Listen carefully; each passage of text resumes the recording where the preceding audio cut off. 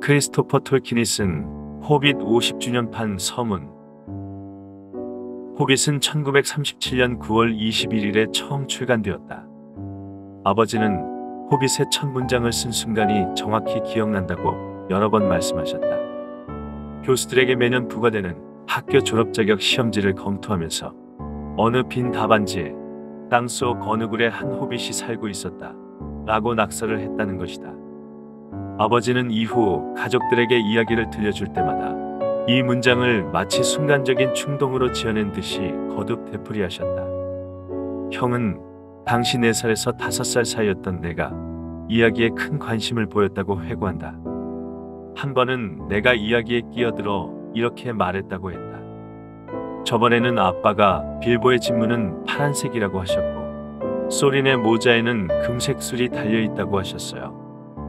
그런데 조금 전에는 빌보의 진문이 초록색이고 소린 모자의 술은 은색이라고 하셨어요. 그러자 아버지께서 이 녀석도 참 하고 웃으시면서 책상에 가서 기록해 두셨다고 한다. 당시 아버지께서는 실마릴리온에 몰두하고 계셨다.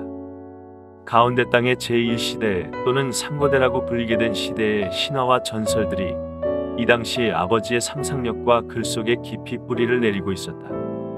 그러다 호빗의 출간 이후 속편에 대한 요구가 이어지자 실마릴리온은 중단되었고 골목쟁이 씨가 길을 잘못 들었다 라는 말씀을 하시면서 호빗에 관한 새로운 이야기를 1937년 12월부터 쓰기 시작하셨다.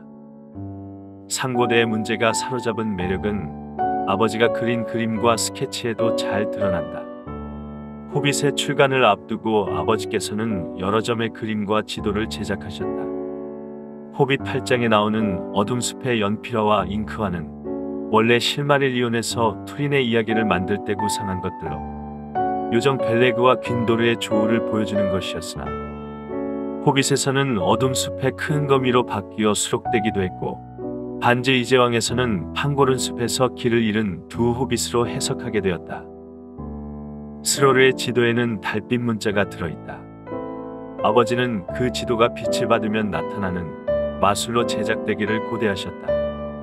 그러나 제작자의 오해와 비용 등의 문제로 마술은 구현되지 못했다. 초판의 책 커버는 붉은 태양과 용, 달, 붉은색의 제목 글씨 등이 그려져 있고 중앙의 큰 산 위쪽으로도 붉은 빛이 감돌게 했다. 이들은 가을의 마지막 달과 태양이 하늘에 동시에 떠있는 둘인의 날을 재현한 것이었다.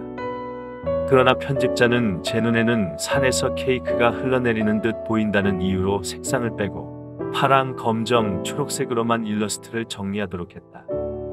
아버지는 무척 아쉬워했지만 편집자의 요구에 따라 일러스트를 다시 그렸다. 호빗은 출간된 지 3개월도 되지 않아 초판본이 모두 매진되었다. 12월 15일 스탠리 어니는 아버지에게 호빗에 대한 다른 책을 써 주십사고 강력히 요청했다. 이로부터 3일 후 아버지는 편집자에게 편지를 쓰셨다. 나는 호빗에 관한 새로운 이야기의 첫 장, 오랫동안 기다린 잔치를 썼습니다. 이것이 반지의 제왕 제1장이었다.